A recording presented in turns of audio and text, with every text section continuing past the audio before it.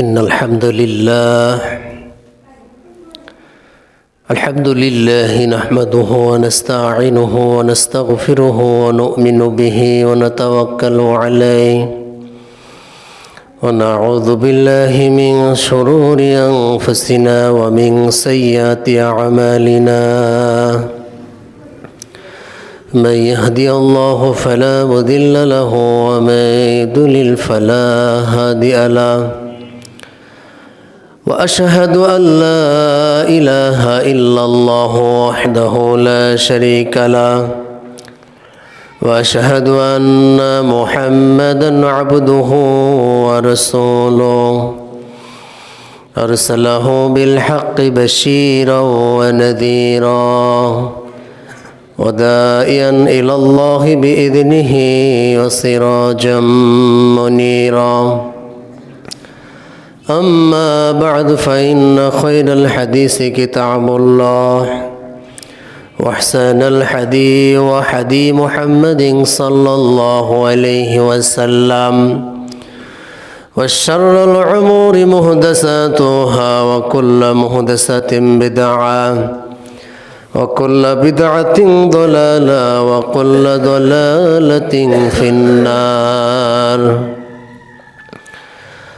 أعوذ بالله من الشيطان الرجيم بسم الله الرحمن الرحيم إذا زلزلت الأرض زلزالها وأخرجت الأرض أثقالها وقال الإنسان ما لها يومئذ تحدث أخبارها بأن ربك أوحى لها يومئذ يصدر الناس أشتاتا ليروا أعمالهم فمن يعمل مثقال ذرة خيرا يره ومن يعمل مثقال ذرة شرا يره আলহামদুলিল্লাহ, যাবতীয় প্রশংসা, সমস্ত তারিফ মহাপরাক্রমশালী আসমান এবং জমিনের এক সত্য অধিপতি, যিনি গোটা বিশ্বের রব, সার্বভৌম ক্ষমতার একমাত্র অধিপতি আল্লাহ সুবহানাহু ওয়া তাআলার জন্য সকলেই অন্তরের অন্তঃস্থল থেকে সেই আল্লাহর শুকরিয়া জ্ঞাপন করি। আলহামদুলিল্লাহ। দরুদ ও সালাম বর্ষিত হোক বিশ্ব মানবতার মুক্তির দূত, যিনি পৃথিবীর বুকে এসেছিলেন সুসংবাদদাতা এবং সতর্ককারী হিসাবে। শান্তি বর্ষিত হোক বিশ্বের প্রত্যেকটি মুসলিম নর ও নারীর প্রতি। সম্মানিত উপস্থিতি, আপনাদের সম্মুখে পবিত্র কোরআনুল কারীম ৯৯ নম্বর সূরার সূরাতুল জিলজাল, মদিনায় অবতীর্ণ সূরা জিলজালের অনুবাদ এবং সূরা জিলজালের বিষয়ে কিছু আলোচনা করার জন্য আল্লাহ সুবহানাহু ওয়া তাআলার কাছে পরিপূর্ণ সাহায্য চাই। আল্লাহ রাব্বুল আলামিন উক্ত সূরার আলোকে যে ভয়াবহতা, সেটা আমাদেরকে অনুধাবন করে আমল করার তৌফিক প্রত্যেককে দান করুন, আল্লাহুম্মা আমিন। সূরা জিলজালের ভিতরে আল্লাহ সুবহানাহু ওয়া তাআলা বলেন, ইযা যুলজিলাতিল আরদু জিলজালাহা। ইযা মানে যখন, যখন জিলজাল শব্দের অর্থই হচ্ছে প্রকম্পন, ভূমিকম্প। ইযা যুলজিলাতিল আরদু, পৃথিবী যখন প্রকম্পিত হবে, পৃথিবী যখন প্রকম্পিত হবে মানে ভূমিকম্প হবে, তখন সেই প্রকম্পনটা, সেই ভূমিকম্পটা বিরাট আকৃতি ধারণ করবে। ইযা যুলজিলাতিল আরদু জিলজালাহা। এই প্রকম্পন বা ভূমিকম্প এটা হবে কিয়ামতের পূর্বে। প্রকম্পনের ভয়াবহতা এত বেশি হবে, যেটার পরবর্তী আয়াতগুলোতে আল্লাহ সুবহানাহু ওয়া তাআলা বলেছেন এটার যে প্রকম্পন হবে এত ভয়াবহ হবে, মানুষ মাতালের মতো হয়ে যাবে। মানুষ প্রশ্ন করবে পৃথিবীর কি হলো। এই ব্যাপারে কোরআনুল কারীম সূরা হজের ভিতরে আল্লাহ সুবহানাহু ওয়া তাআলা বলেছেন, ইয়া আইয়ুহান নাসুত্তাকু রাব্বাকুম ইন্না জালজালাতাস সাআতি শাইউন আযীম। আল্লাহ সুবহানাহু ওয়া তাআলা সমগ্র মানুষদেরকে লক্ষ্য করে বলেন, ইয়া আইয়ুহান নাস, হে মানব মণ্ডলী, হে মানব সম্প্রদায়, অত্তাকু, তোমরা ভয় করো, রব্বাকুম, তোমাদের প্রতিপালকের, তোমাদের প্রভু, তোমাদের রব, সেই আল্লাহ রাব্বুল আলামিনকে ভয় করো। কেননা ইন্না জালজালাতাস সাআতি শাইউন আযীম, নিশ্চয় আল্লাহ সুবহানাহু ওয়া তাআলা গুরুত্ব দিয়ে বোঝালেন, অবশ্যই ইন্না জালজালাতাস সাআত, অবশ্যই কিয়ামতের প্রকম্পন, কিয়ামতের যে ভূমিকম্প, এটা ভয়াবহ একটা ব্যাপার। শাইউন আযীম শব্দ আল্লাহ সুবহানাহু ওয়া তাআলা দিয়েছেন। কত ভয়াবহ ব্যাপার সেটা আমি হয়তো আপনাদের বোঝাতে অক্ষম। আল্লাহ সুবহানাহু ওয়া তাআলা বলেছেন এত ভয়াবহ ব্যাপার হবে সেদিন। আল্লাহ সুবহানাহু ওয়া তাআলা পরের আয়াতে বলেন, ইয়াউমা তারাউনাহা তাযহালু কুল্লু মুরদিআতিন আম্মা আরদাআত। ইয়াউমা তারাউনাহা, তোমরা সেদিন দেখবে, তাযহালু কুল্লু মুরদিআতিন আম্মা আরদাআত, প্রত্যেক স্তন্যদায়িনী, অর্থাৎ যেই মা তার শিশুকে দুধ পান করায়, ওই মায়ের কথা আল্লাহ সুবহানাহু ওয়া তাআলা বলতেছেন। প্রত্যেক স্তন্যদায়িনী দুধের শিশুকে রেখে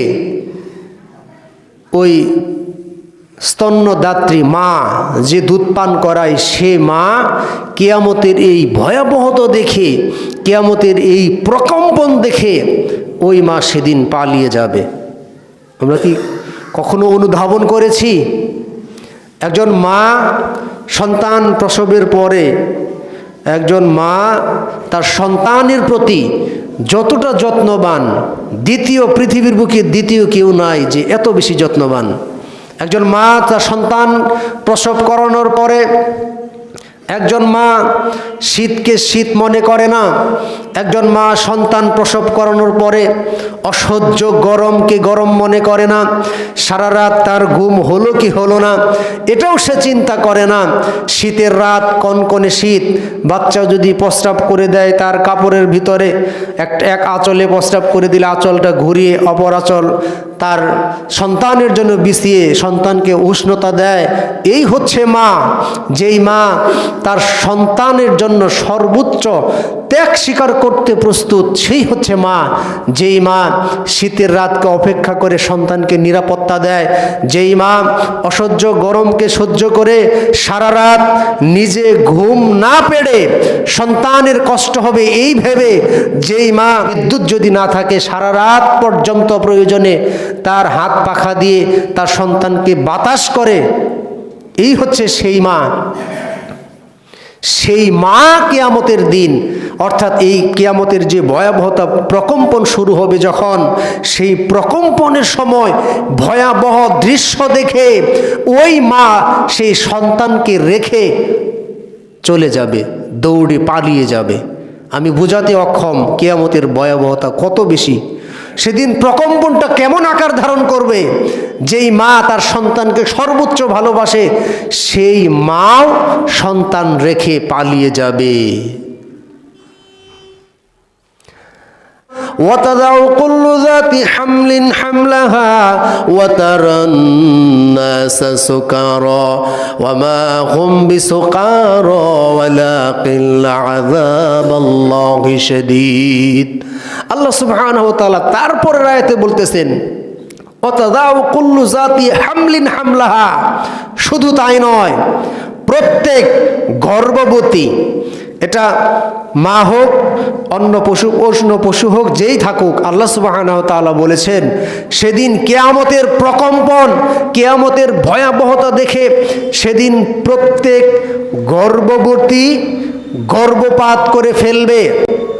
গর্ভবতী গর্ভপাত করে ফেলবে মানে তাফসির ইবনে কাসিরের এর ব্যাখ্যায় বলা হয়েছে তার সন্তান গর্ভধারণের বয়স মাত্র 2 মাস বা 1 মাস বা 3 মাস, যেটাই বলি, এই 2 মাসও যদি থাকে গর্ভবতী যাকে বলা হয়, এই কিয়ামতের ভয়াবহতা দেখে, কিয়ামতের এই প্রকম্পন দেখে সেই 2 মাসও যদি গর্ভধারণের বয়সের সময়সীমা 2 মাস হয়, এরপরেও কিয়ামতের ভয়াবহতা দেখে সেদিন ওই গর্ভবতী মহিলা গর্ভপাত করে ফেলবে, তাহলে কিয়ামতের ভয়াবহতা কত, সেই প্রকম্পনটা, ভূমিকম্পটা, সেই ঝাঁকুনিটা কেমন ভয়াবহ হবে।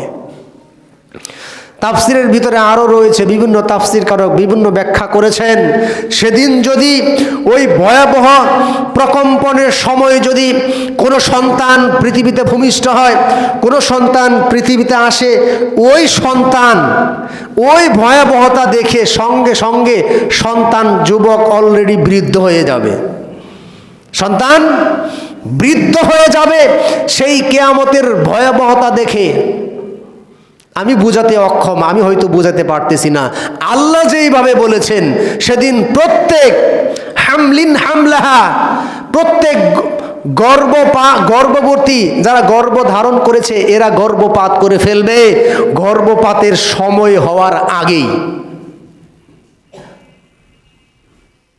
তাহলে কিয়ামতের প্রকম্পন, কিয়ামতের ভয়াবহতা কেমন হবে ওটা আমি বুঝাতে অক্ষম, এগুলো আমাদের বুঝতে হবে। আল্লাহ রাব্বুল আলামিন সূরা তাকবীর, সূরা ইনফিতার, আল্লাহ রাসূল সাল্লাল্লাহু আলাইহি সাল্লাম বলেন, কেউ যদি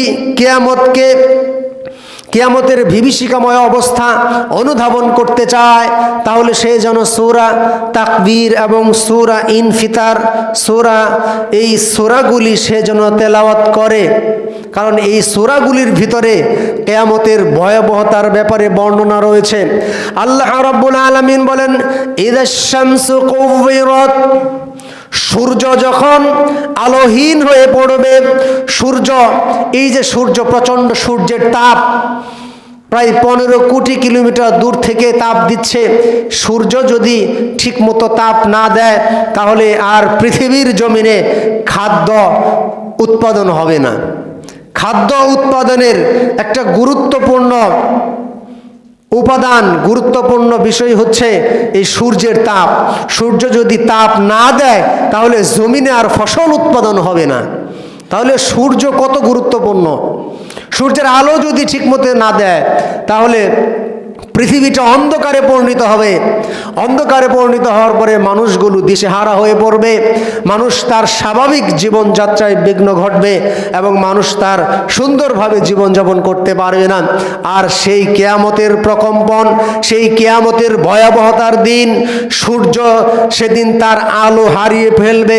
সূর্য এবং চন্দ্র, সূর্যের আলো থেকে চন্দ্রের আলো, সূর্যের আলো থেকে চন্দ্রের আলো, সূর্য যদি আলো না দেয় তাহলে চন্দ্র আলো দেবে না, সুতরাং সূর্য এবং চন্দ্রের আলো সেদিন হারিয়ে ফেলবে।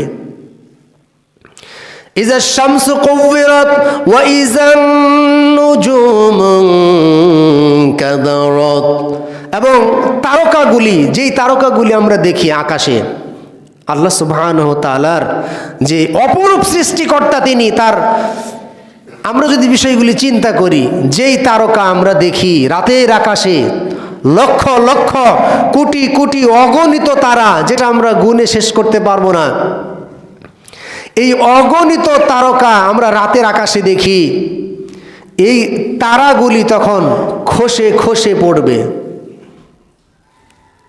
দিনের বেলায় আমরা তারা দেখি না, কিন্তু রাতের বেলায় দেখি।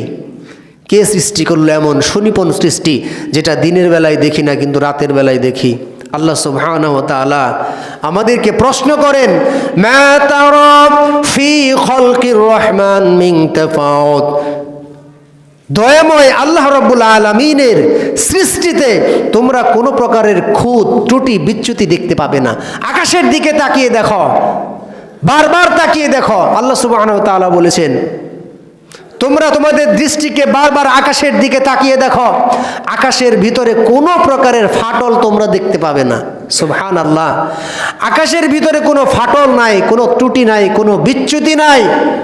সে আকাশ সেদিন ফেটে পড়বে। আল্লাহ সুবহানাহু ওয়া তাআলা বলেন, সেদিন সমুদ্রকে উদ্বেলিত করে দেওয়া হবে, সমুদ্রের বুকে আগুন লাগিয়ে দেওয়া হবে।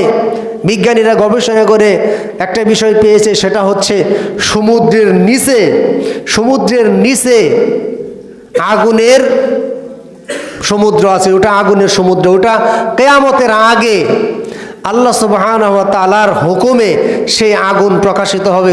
পুরো সমুদ্রটাই অগ্নিকুণ্ডে পরিণত হয়ে যাবে। পৃথিবীতে যত পানি আছে সবগুলো আগুনে পরিণত হয়ে যাবে।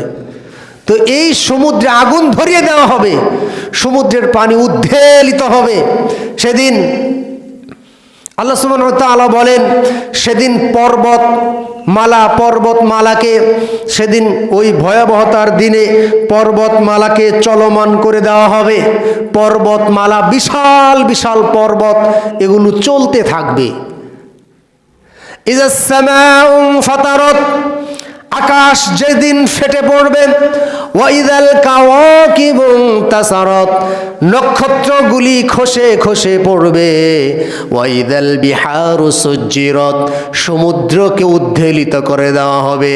ওয়াইদাল কুবুরু বুসিরাত, এবং কবরগুলিকে উন্মুক্ত করে দেওয়া হবে। যত মানুষ পৃথিবীতে মৃত্যুবরণ করেছে, যত মানুষ মাটির নিচে আছে, সমাধিস্থ অবস্থায় আছে, যারা আছে, কবর দেওয়া হোক আর পুড়িয়ে ফেলা হোক, যেটাই করা হোক, সেদিন কবরগুলিকে উন্মুক্ত করে দেওয়া হবে। অর্থাৎ মাটির নিচে যা আছে সব কিছু উপরে চলে আসবে। কিয়ামতের সেই ভয়াবহ সময়ে এজন্যে আল্লাহ সুবহানাহু ওয়া তাআলা সূরা জিলজালের ভিতরে বলেছেন, ইজা জুলজিলাতিল আরদু জিলজালাহা, যেদিন ভয়াবহ প্রকম্পনে পৃথিবী যেদিন প্রকম্পিত হবে। ওয়া আখরাজাতিল আরদু আসকালাহা, এবং যেদিন পৃথিবীকে কি করা হবে, পৃথিবী বের করে দেবে। ওয়া আখরাজাতিল আরদু আসকালাহা, পৃথিবীর নিচে যা আছে, সোনা রূপা, সোনার খনি, যত খনি আছে, যত মূল্যবান বিষয় আছে, যা কিছু আছে, সেদিন বের করে দেবে পৃথিবী যখন বের করে দেবে, সেদিন তাফসিরের ভিতরে রয়েছে এই স্বর্ণগুলি, রূপাগুলি, দামি দামি যে মূল্যবান জিনিসগুলি রয়েছে, এগুলি স্তূপ আকারে পাহাড়ের মতো এইভাবে থাকবে। কিন্তু ওই ভয়াবহ দিনে কেউ এগুলো নেবে না, সেদিন মুসলিম শরীফের হাদিস, সেদিন যে ব্যক্তি সম্পদের জন্যে অন্যায়ভাবে আরেক মানুষকে হত্যা করেছে, সে সেদিন আফসোস করে বলবে, হায় আফসোস, এই সম্পদের জন্যে আমি অন্যায়ভাবে আরেকজনকে হত্যা করেছি। আজকে এই সম্পদ হাতের মুঠোয়, কিন্তু সেদিন সে ওগুলো নিবেই না। এরপরে যারা অপরাধী, চোর, যারা অন্যায়ভাবে সম্পদ চুরি করে, পৃথিবীতে অনেক সময় তার হাত কাটা হয়েছে, অথবা চোর সেদিন আফসোস করে বলবে যে এই সম্পদের জন্য আমার হাত দুটো কাটা হয়েছে, অথবা আমি অপরাধ করেছি, আজকে এই সম্পদ কেউ নেয় না। সেদিন সম্পদ এমনভাবে স্তূপ হবে, বা সেদিন মানুষ সম্পদ ফেলে রেখে যার নিজের চিন্তায় ব্যস্ত থাকবে। পৃথিবীর আকাশ যখন ভেঙে পড়বে, তারকাগুলি খসে খসে পড়বে, পর্বতগুলি চলমান করে দেওয়া হবে, একবারে ধ্বনিত পশম যেমন তুলা, যেমন এইভাবে পাহাড় পর্বত যা কিছু আছে সব কিছুই সেদিন চলমান হবে। মানুষ দেখে আশ্চর্য হবে। ও ক্বালাল ইনসানু মা লাহা, আল্লাহ রাব্বুল আলামিন বলেন, ও ক্বালাল ইনসানু মা লাহা, মানুষ সেদিন বলবে এর কি হলো। পৃথিবী তো স্বাভাবিক নিয়মেই চলে, কিন্তু সেই ভয়াবহ প্রকম্পনের দিন মানুষ তখন আশ্চর্য হবে, বিস্মিত হবে। মানুষ বলবে যে এই পৃথিবীর কি হলো, আজকে এইভাবে কেন করছে। ওয়াকালাল ইনসানু মা লাহা ইয়াওমাইযিন তুহাদ্দিসু আখবারাহা, সেদিন পৃথিবী তার প্রত্যেকটা ঘটনা বৃত্তান্ত, পৃথিবী এই জমিন পৃথিবী সেদিন খুলে খুলে বর্ণনা করে শুরু করে দেবে। পৃথিবী সেদিন ঘটনা বৃত্তান্ত বর্ণনা করবে। বিআন্না রব্বাকা আওহা লাহা, তার প্রভুর অনুমতিক্রমে, আল্লাহ সুবহানাহু ওয়া তাআলার অনুমতিক্রমে সেদিন এই পৃথিবী তার ঘটনা বৃত্তান্ত বর্ণনা করতে থাকবে। সম্মানিত উপস্থিতি, আল্লাহর জমিন দিয়ে আমরা চলাফেরা করি, আল্লাহর দেওয়া জমিন, আল্লাহর দেওয়া পথ, আল্লাহর দেওয়া আকাশের নিচে আমরা চলাচল করি, অথচ সেই আল্লাহ রাব্বুল আলামিনের সাথে আমরা নাফরমানি করি। সেদিন আল্লাহ রাব্বুল আলামিন সমগ্র মানুষদেরকে লক্ষ্য করে বলবেন, ইয়া আইয়ুহাল ইনসান, হে দুনিয়ার সকল মানুষ, মা গররাকা বিরব্বিকাল কারীম, দয়াময় আল্লাহ রাব্বুল আলামিন সম্পর্কে তোমাদের কি সেই ধোঁকায় ফেলে রেখেছিল? এই যে আমরা আল্লাহর দেওয়া জমিন, আল্লাহর দেওয়া আলো, আল্লাহর দেওয়া বাতাস, আল্লাহর দেওয়া সব কিছু পেয়ে যখন সেই আল্লাহ রাব্বুল আলামিনকে ভুলে যাচ্ছি, সেদিন আল্লাহ রাব্বুল আলামিন আমাদের ডাক দিয়ে বলবেন, মা গররাকা বিরব্বিকাল কারীম, দয়াময় আল্লাহ সম্পর্কে তোমাদেরকে কিসে ধোঁকায় ফেলে রেখেছিল? কেন তোমরা আল্লাহর হুকুম মানোনি? এবং পৃথিবী যেদিন তার ঘটনা বৃত্তান্ত পৃথিবী যেদিন একে একে বর্ণনা করা শুরু করে দেবে, সেদিন কিন্তু আমরা মিথ্যা অজুহাত দেখি আর কোনো কাজ হবে না। আল্লাহ সুবহানাহু ওয়া তাআলা কিয়ামতের দিন, আল ইয়াউমা নাখতিমু আলা আফওয়াহিহিম ওয়া তুকাল্লিমুনা আইদিহিম ওয়া তাশহাদু আরজুলুহুম বিমা কানু ইয়াকসিবুন, আল্লাহ সেদিন মানুষ, সেদিনও কিয়ামতের দিন কিছু কিছু মানুষ, মুনাফিক টাইপের মানুষ, তারা বলবে এগুলো আমি করি নাই, অস্বীকার করার কথা বলবে যে আমি তো এগুলো করি নাই। তখন আল্লাহ সুবহানাহু ওয়া তাআলা তার মুখের ভিতরে মোহর মেরে দেবেন। সেদিন মুখে মোহর মেরে দেওয়ার কারণে তার হাত তার বিরুদ্ধে সাক্ষী দেবে, তার পা তার বিরুদ্ধে সাক্ষী দেবে। এবং সূরা জিলজালের এই আয়াতে যেটা বলা হলো সেটা হচ্ছে জমিন, এই পৃথিবী, এই জমিন তার বিরুদ্ধে সাক্ষী দেবে। আমরা আল্লাহর জমিনে কোন জায়গায়, কোন স্থানে গিয়ে অন্যায় অপকর্ম করেছি, অন্যায়ভাবে কারো টাকা পয়সা আত্মসাৎ করেছি, দায়িত্বের অবহেলা করেছি, দায়িত্ব নিয়ে আমরা সঠিক বন্টন না করে দুর্নীতি করেছি, কে কি করেছে, কোন জায়গায় করেছে, কোন সময় করেছে, সব কিছু সেদিন জমিন বৃত্তান্ত বর্ণনা করবেন। আজকে সামান্য একটা মোবাইলের বিষয় বলি। একটা মোবাইলের ভিতরে আপনি কোন জায়গায় কল করলেন, কোন সময়ে কল করলেন, কত তারিখে কল করলেন, কয় মিনিট কথা বললেন, সব কিছুই পাওয়া যায়। কোন সময়, একটা সময়, দুইটার সময়, কোন সকাল বিকেলে রাত, ওই সময়ে উঠে পড়বে। এরপরে কত মিনিট কথা হলো, কি কি কথা হলো, এগুলো বিষয় রেকর্ড হয়ে থাকে। তাহলে আল্লাহ সুবহানাহু ওয়া তাআলা তো এগুলো সব কিছু সৃষ্টি করেছেন। তাহলে সেদিন কিয়ামতের সেই ওই ভয়াবহতার দিনে জমিন তার বিরুদ্ধে সাক্ষী দেবে। এই জমিন বলবে যে অমুক জায়গায় অমুক ব্যক্তি এই এই কাজ করেছে। কোনো উপায় নাই সেদিন। আল্লাহ সুবহানাহু ওয়া তাআলার অনুমতিতে পৃথিবী এইভাবে তার ঘটনা বৃত্তান্ত বর্ণনা শুরু করে দেবে। সেদিন কিয়ামতের দিন, ইয়াউমা ইয়াসদুরুন নাস আশতাতাল লিইউরাউ আ'মালাহুম, এবং মানুষ দলে দলে একত্রিত হবে। মানুষ দলে দলে একত্রিত হবে, একত্র করা হবে তাদেরকে, এবং দলে দলে একত্রিত হবে, একত্র করা হবে তাদের আমলগুলির হিসাব দেওয়ার জন্যে। অর্থাৎ তাদের যে তারা পৃথিবীতে যে কাজগুলি করেছিল, পৃথিবী ক্ষণস্থায়ী একটা জীবন। আমরা যদি একটু চিন্তা করি, ইতিপূর্বে অনেক রাজা, বাদশাহ, প্রতাপশালী, ক্ষমতাধর ব্যক্তি, আমাদের আত্মীয় স্বজন, অনেক মানুষ পৃথিবীতে ছিল, কিন্তু আজকে নাই।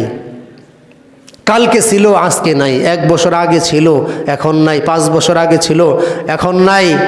এই যে নাই, এই বিষয়টা তো আমরা চিন্তা করি না। অথচ আমরা আল্লাহর জমিনে আল্লাহ রাব্বুল আলামিনের বিরোধিতা করি। আল্লাহর জমিনে আল্লাহর একছত্র কথা হবে, এই কথা বলাতেও দোষ। সঠিক কথাও বলা যাবে না, সঠিক কথা বলতে চাইলেও বাধা আসে। আল্লাহর জমিনে আল্লাহর কথা হবে, এতেও বাধা সৃষ্টি করা হয়, চাপ সৃষ্টি করা হয়। অথচ কোরআন এবং হাদিসের যে কথাগুলি, তিরমিজির 2629 নম্বর হাদিস, মান সুইলা আন ইলমিন আলিমাহু সুম্মা কাতামাহুল জিমা বিল জামিন নার ইয়াউমাল কিয়ামা, আল্লাহ রাসূল সাল্লাল্লাহু আলাইহি সাল্লাম বলেন, মানসুইলা, কাউকে যদি কোনো প্রশ্ন করা হয় কোনো এলেম সম্পর্কে, আর এলেমটা যদি সে জানে, অতঃপর সেই জানার পরে সে যদি গোপন করে, কিয়ামতের দিন আল্লাহ রাব্বুল আলামিন তাকে আগুনের বেড়ি পরানো হবে, আগুনের বেড়ি পরানো হবে। তাহলে যারা কথা বলবে তাদের ক্ষেত্রেও কত সতর্কতা, কথা বলতে গিয়ে যদি গোপন করা হয়, এই গোপন করলেও কিয়ামতের দিন ধরা খেতে হবে। মানুষ সব কথা অনেক সময় অনেক মানুষ বলতে চায়, কিন্তু বলতে বাধা দেওয়া হয়, বলে যে উপর থেকে চাপ আছে, এগুলো বলা যাবে না, উপর থেকে চাপ আছে। তারা এটা চিন্তা করে না, সব উপরের উপরে আল্লাহ যিনি আল্লাহ রাব্বুল আলামিন, তিনি মানুষের ভিতরে সুস্পষ্টভাবে বলতে আদেশ করেছেন, ইয়া আইয়ুহার রাসূল বাল্লিগ মা উনজিলা ইলাইকা মির রাব্বিক, হে নবী তোমার প্রতিপালকের পক্ষ থেকে যেটা নাজিল হয়েছে সেই নাজিলকৃত বিষয় তুমি স্পষ্টভাবে পৌঁছিয়ে দাও। ফাইল্লাম ইয়াফআল, তুমি যদি না পৌঁছাও, ফামা বাল্লাগতার রিসালাতা, তাহলে তুমি নবী রিসালাতের দায়িত্ব পালনই করো নাই।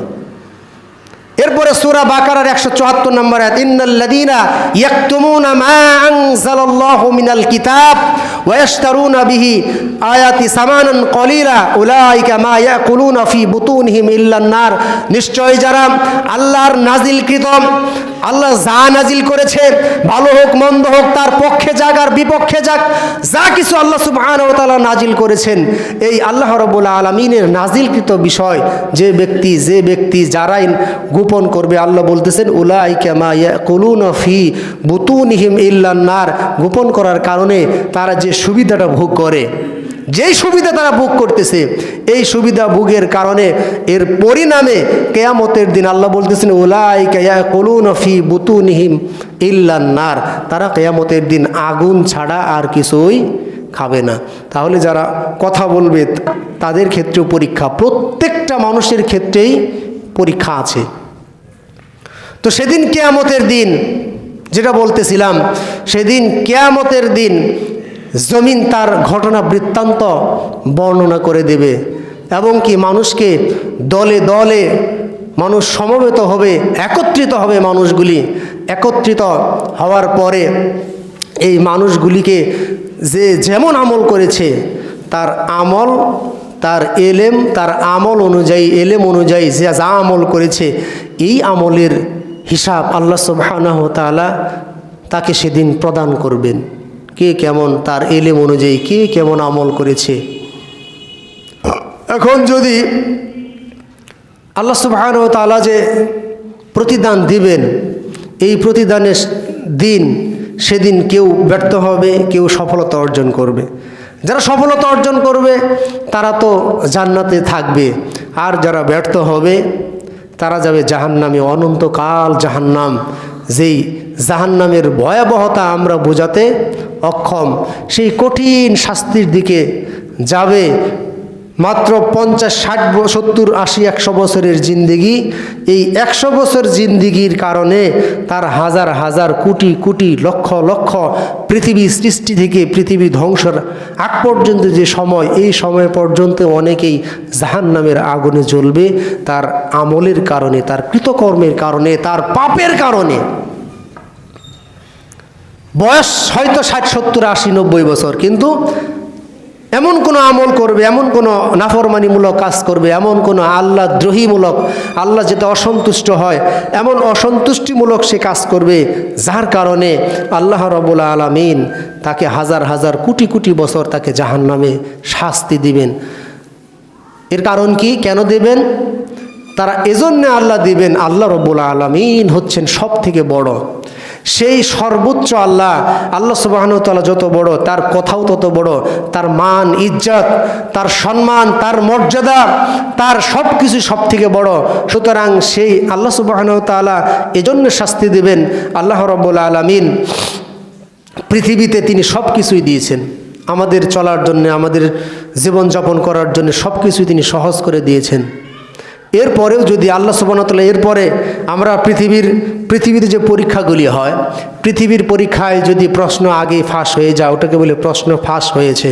প্রশ্ন যদি আগেই ছাত্র পেয়ে যায় তাহলে কিন্তু তার পরীক্ষা দিতে সহজ হয়, এবং কি প্রত্যেকেই পাশ করে, কেউ ফেল করে না। আগেই প্রশ্নে সব কিছু দেওয়া আছে, ও যদি পড়ে পাস করবে। পৃথিবীতেই তো প্রশ্নপত্র ফাঁস করা হয় না, প্রশ্নপত্র যদি ফাঁসই করা হয় তাহলে সে পরীক্ষা দিবে কি? কিন্তু আল্লাহ রাব্বুল আলামিন, আল্লাহ সুবহানাহু ওয়া তাআলা প্রশ্নপত্র আগেই ফাঁস করে দিয়েছেন।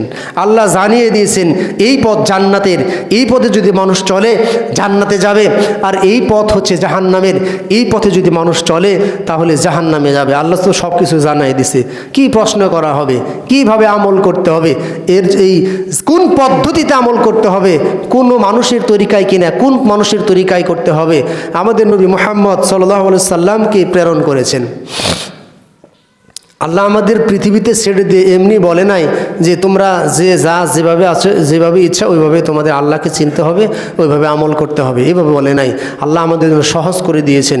শিক্ষক হিসেবে আমাদের নিকট প্রেরণ করেছিলেন নবী মুহাম্মদ সাল্লাল্লাহু আলাইহি সাল্লামকে, এবং তিনাকে আদর্শ হিসেবে গ্রহণ করতে বলা হয়েছে। তিনি এমন একজন ব্যক্তি ছিলেন মুহাম্মদ সাল্লাল্লাহু আলাইহি সাল্লাম, সব কিছুর আদর্শ তার ভিতরে খুঁজে পাওয়া যায়। সফল স্বামী, এরপরে এই রাষ্ট্রনায়ক, যা কিছু আছে সব কিছুই তার ভিতরে ছিল। তাহলে সেই মানুষটাকে যদি আমরা অনুসরণ করতাম, আদর্শ মানুষ হিসেবে গ্রহণ করতাম, নেতা হিসেবে শুধুমাত্র নবী মুহাম্মদ সাল্লাল্লাহু আলাইহি সাল্লামকে মেনে নিতাম, তাহলে আমাদের জন্য সহজ হতো। কিন্তু আমরা যদি তাকে নেতা না মেনে পৃথিবীর কোনো মানুষকে নেতা মনে করি, ত্রাণকর্তা মনে করি, বিপরে উদ্ধারকারী মনে করি, বা নেতা ব্যক্তি গুনাহগার, এরপরেও তার আনুগত্য করি, তাহলে কিয়ামতের দিন যে ব্যক্তি যেই নেতার অনুসরণ করে ওই তাকে সহ জাহান্নামে দেওয়া হবে, এবং কি তাকে সহ একত্রে ডাকা হবে। সূরা বানী ইসরাইল ৭১ নম্বর আয়াত। আল্লাহ সুবহানাহু ওয়া তাআলা বলেন, ইয়াউমা নাদউ কুল্লা উনাসিম বিইমামিহিম। আল্লাহ সুবহানাহু ওয়া তাআলা বলেন সেদিন ডাকা হবে, ইয়াউমা সেদিন নাদউ ডাকা হবে কুল্লা উনাসিম প্রত্যেক দলকে, বিইমামিহিম তাদের নেতা সহকারে, তাদের আমল, কোনো তাফসিরে আমল নামের কথা বলেছেন, কোনো জায়গায় বলেছেন তাদের নেতা সহকারে, অর্থাৎ যেই ব্যক্তি যেই নেতার আনুগত্য করত, যেই নেতার কথা মতো অন্যায় করত, যেই নেতার কথা মতো মানুষের সাথে প্রতারণা করত, যে ব্যক্তি যারই অনুসরণ করত, ওই ব্যক্তিকে সহ কিয়ামতের দিন ডাকা হবে। নেতা যদি জাহান্নামে যায়, কর্মীও জাহান্নামে যাবে। তাহলে আমরা কোন নেতার পিছে দৌড়াই? আমাদের নেতার চরিত্র কেমন ওগুলো আমরা চিন্তা করি না। আমাদের নেতা একজনকে মানতে হবে, সে হচ্ছে মুহাম্মদ সাল্লাল্লাহু আলাইহি ওয়াসাল্লাম। তিনার কি আদর্শ, বই পড়ে হাদিস পড়ে যেটা জানতে পারি, সেই হাদিস অনুযায়ী তাকেই একমাত্র নেতা হিসেবে গ্রহণ করতে হবে। সে যেভাবে চলতে বলেছেন ওইভাবে চললেই এনাফ, আলহামদুলিল্লাহ। তো সর্বোপরি যে কিয়ামতের দিন, ভয়াবহ সেই কঠিন দিনে পৃথিবী তার বৃত্তান্ত বর্ণনা করবে, এবং মানুষকে তার দলে দলে বিভক্ত করে দেওয়া হবে, এবং তাদেরকে তাদের আমল নামা সেদিন দিয়ে দেওয়া হবে। فَمَن يَعْمَلْ مِثْقَالَ ذَرَّةٍ خَيْرًا يَرَهُ। আল্লাহ রাব্বুল আলামিন বলেন, অতঃপর যে ব্যক্তি فَمَن يَعْمَلْ মিসকালার যে ব্যাখ্যা, সেটা হচ্ছে ক্ষুদ্রতম প্রাণী। এখানে অনেকেই পূর্ববর্তী তাফসীর গ্রন্থের ভিতরে বলেছেন ক্ষুদ্র সরিষার দানা বুঝিয়েছেন, সরিষার দানা পরিমাণ, ওটাই ছিল ওই সময় সব থেকে ছোটো। কিন্তু এখন বর্তমান বিজ্ঞানের যুগে না, এর থেকেও ছোটো আছে, সরিষার দানা থেকেও ছোটো আছে। সেটা হচ্ছে অনুপরমাণু। এই অনুপরিমাণ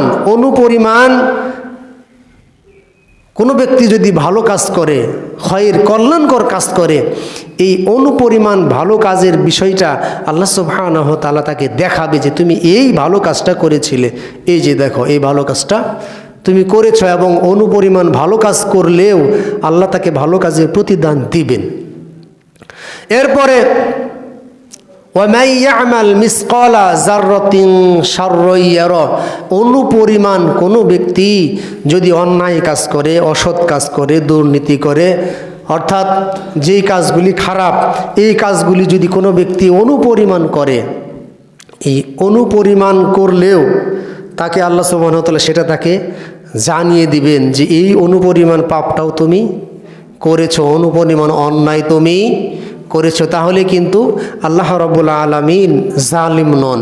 আল্লাহ রব্বুল আলামিন পৃথিবীর যে বিচারক যারা থাকে এরা তো বিভিন্ন টাকা পয়সা খেয়ে এই ভুল সিদ্ধান্ত, ভুল বিচার করে টাকার জন্যে, কিন্তু আল্লাহ রব্বুল আলামিন জালিম নন। আল্লাহ সুবহানাহু ওয়া তাআলা ন্যায় বিচার করবেন, যেটা ন্যায় বিচার সেটা, যে যেমন কর্ম করবে ঠিক তাকে ওই রকমই কর্মের প্রতিফল দিবেন।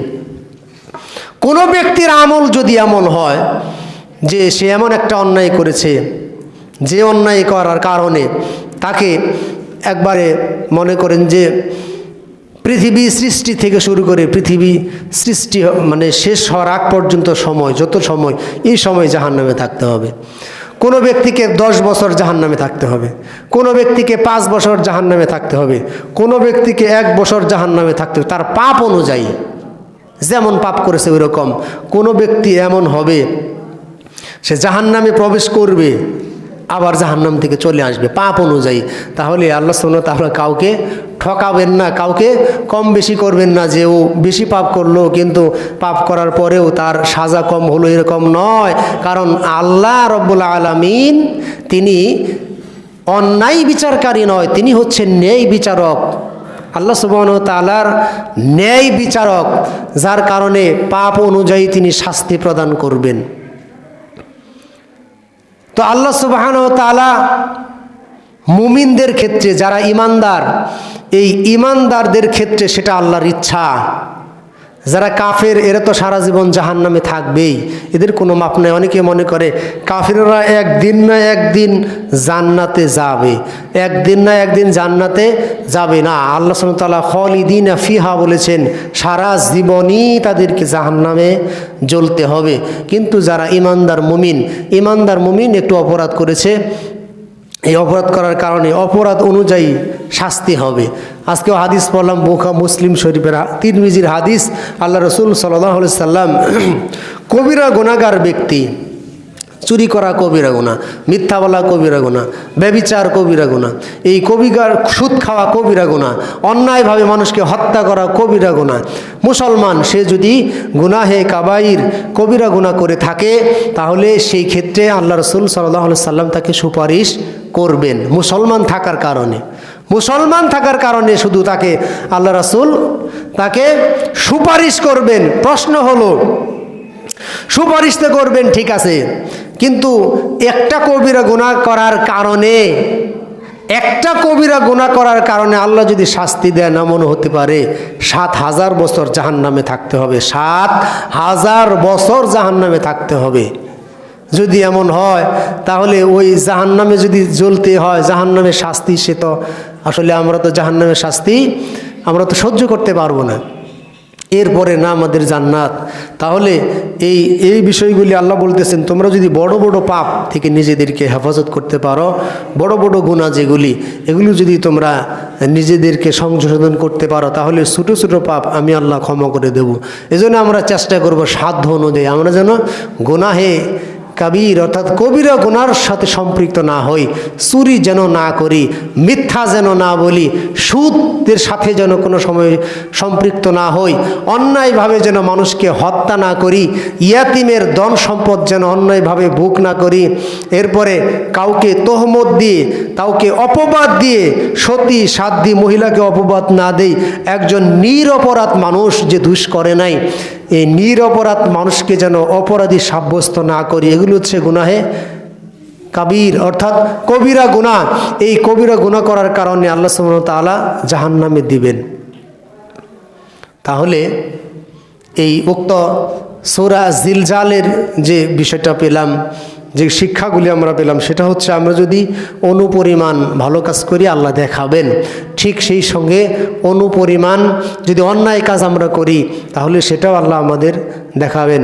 তাহলে আসুন আমরা সেই কিয়ামতের ভয়াবহতার বিষয়গুলি চিন্তা করে, ইতিপূর্বে আমাদের মাঝখান থেকে অনেক মানুষ পৃথিবী থেকে বিদায় নিচ্ছে, এই বিষয়গুলি চিন্তা করে আমরা আমাদের আমলগুলি সংশোধন করি, যে না এখন আর আমাদের সময় নেই, কে কখন পৃথিবী থেকে চলে যাবে তার কোনো নিশ্চয়তা নাই, আমরা ভালো হয়ে যাই। এইভাবে যদি আমরা আখিরাতের কথা চিন্তা করে, কোনো ব্যক্তি যদি আখিরাত বিশ্বাসী না করে তাহলে সে ক্ষতিগ্রস্ত হবেই হবে। কারণ তার মনের ভিতরে এই বিশ্বাসই নাই যে আল্লাহ সুবহানাহু ওয়া তাআলা তার কাছে হিসাব দিতে হবে। এই বিশ্বাস নাই বলেই তো সে অপকর্ম করে। তার যদি এই বিশ্বাস থাকতো যে আমি যে অন্যায় করি, এই অন্যায় করার কারণে আমাকে কিয়ামতের দিন এই প্রশ্নের সম্মুখীন হতে হবে, আল্লাহ সুবহানাহু ওয়া তাআলার কাছে আমাকে জবাব দিতে হবে, সুতরাং আমি